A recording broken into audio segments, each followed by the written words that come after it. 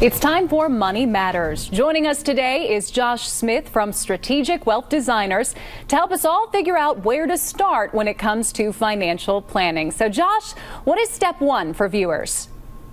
Well, I think step one is, consider what your monthly expenses are going to be in retirement. Also think about when you would like to retire, what those monthly expenses look like, and how many more years do you have to save before you get there.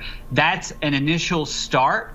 But you got to remember there's all kinds of things that can creep in that can cause those expenses to go up in the future, such as higher tax rates potentially in the future, inflation for your longevity risk that is there, as well as anything unexpected such as long-term care and the like, especially if you're married with a spouse. All right, all that fun stuff. People, of course, start saving for retirement at different points in their lives. I'm assuming that really does factor into the approach that you'd recommend. Yeah, absolutely. If you're starting off a little bit later in life and you got fewer years to catch up, obviously we would like to try to catch up as much as we can.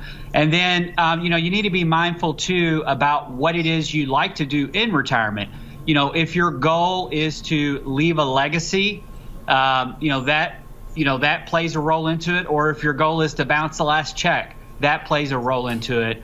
And from a time frame perspective, that really is going to dictate as well on how things are invested. Any final advice when it comes to retirement? It's such a scary concept for a lot of people out there. Yeah, it really is. It doesn't need to be. I think the first thing is to put pen and paper, actually run numbers, run scenarios. And then the other thing, if you're 10 years or less from retirement, you may want to shift some of those assets over into some safety nets. You want to put a little protection on the downside because you don't want your retirement plans the rug swept out from underneath of you. If the market does get more volatile here in the future, you want to shift some of those assets into a safer position. Good advice, Josh. Thank you so much. Thank you. For more tips to make your money matter, visit our website, WKYT.com. If there's something you'd like us to discuss, send your request to news@WKYT.com and we'll talk about it here.